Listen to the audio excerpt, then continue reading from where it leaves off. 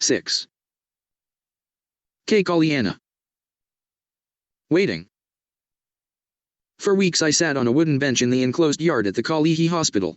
Every morning I saw my shadow shrinking and every afternoon I watched it grow long again. I had nothing to do but sit and wait for Kameka. I waited when school was not in session, when I should have been surf riding and fishing.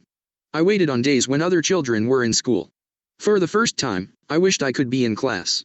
I wanted to read and write and cipher. I wanted to think of something besides losing my family. And Kameka. My despair over Kameka was like my shadow shrinking in the brightness of each new day and growing again as the day passed. I didn't know how long I would be in this leprosy hospital or when the Board of Health would send me to Molokai.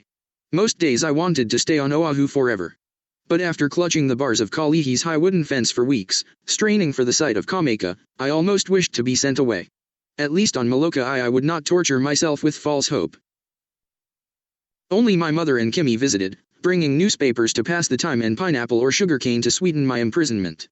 But my mother could never be cheerful for long. Soon she would pound the fence that separated us. My son, she would moan. Is this the last time I will see you? One day, during my 4th week at the hospital, she seemed more angry than sad. Stop looking for Kameka, she said. The man hasn't dipped 2 fingers into our poi since the day he heard about your leprosy. He doesn't come around anymore, and his own mother doesn't know where he's hiding. Kameka hiding? Magnificent and invincible Kameka Hoi, afraid of nothing? Hiding from what? He is ashamed, said my mother. And he should be for deserting you like this. Lonnie thinks he went to Puna. Puna? The home of Kilauea, the great volcano? Kameka was supposed to take me there. The 2 of us had planned to visit Pele, the goddess of fire on the island of Hawaii. For 2 years we'd dreamed of climbing to the rim of her crater. We imagined our proud faces gleaming in her hot, liquid glow. It would not matter if she scorched our flesh and sent us down the mountain with her sulfur fumes.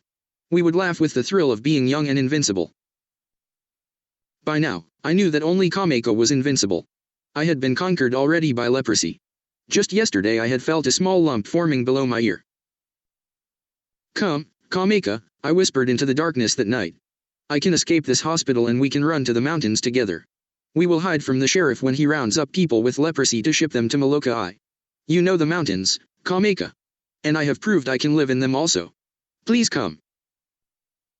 I prayed that God would send Kameka to me.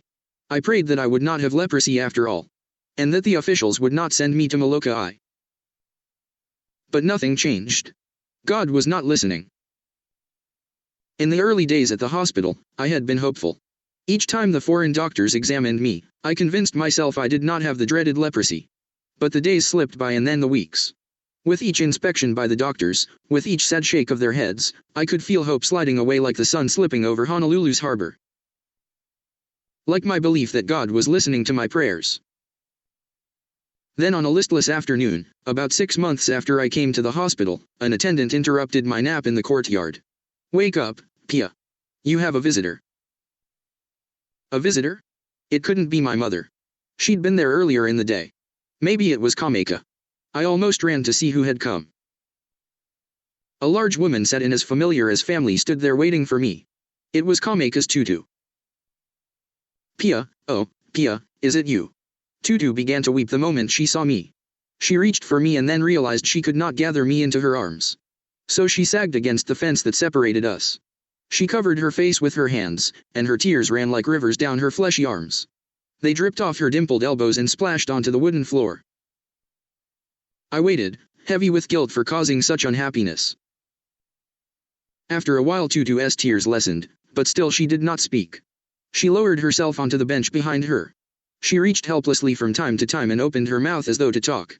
But Tutu, giver of hugs and playful swats on the bottom, could not speak without touching me. And touching she was not supposed to do. So she looked at me and did not say a word. I traced a crack in the floor with my big toe and thought it odd that I couldn't feel the place where the 2 boards met. I shifted in my seat and waited for Tutu to speak. I wanted to help her and thought I should speak first. But I didn't know what to say. Tutu shifted her large body on the bench and shoved her hands under her heavy thighs. She opened and closed her mouth several times and then she stuttered, Are they taking good care of you, Pia? Is the poi fresh? I nodded even though I couldn't remember what I had eaten since coming to the hospital. I am ashamed for Kameka, said Tutu. I hear he went to Hawaii. Tutu shook her head. Maybe, she said. But yesterday he came back for a hug from his old grandmother. He clung to me like a barnacle on a whaling ship. But my hugs didn't make him feel better. He is not the old fun-loving Kameka. Is he coming to see me? Tutu shook her head. But why? I thought of how I had been willing to climb every mountain Kameka had taken me to. There was no volcano I would not explore with him. No distance I would not dive for him. How had I failed? He is afraid, said Tutu. Afraid? Of what? Tutu shook her head and a new sadness crossed her face. Kameka was once a child, too, she said. Her voice faded into a whisper, and she seemed far away from me then as if she'd gone back to that time when Kameka was a boy. Of course I knew Kameka had been a child. But to me, he'd always seemed so fearless. I wanted to hear what Tutu was remembering, but she could not make herself speak.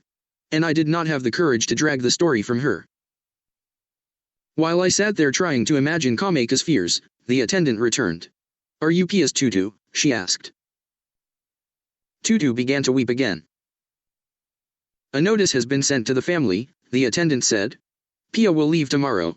In the evening a steamer will give him passage to Molokai. Send food and clothing with him. He will need it. Tutu began to wail. The sound of it followed me as I went down the hallway. I saw the sun coming through the windows of the hospital. I saw the wooden floor where the golden beams shone. I stepped on each bright space. But I did not feel the sun's warmth. I did not feel any part of the floor where I walked. No part of me felt anything on that walk away from Tutu. Tomorrow a steamer would take me from home and family to the leprosy settlement on Molokai. I would be banished forever to the living grave. Everyone said it was the same as being dead already. Perhaps that was why I didn't feel anything.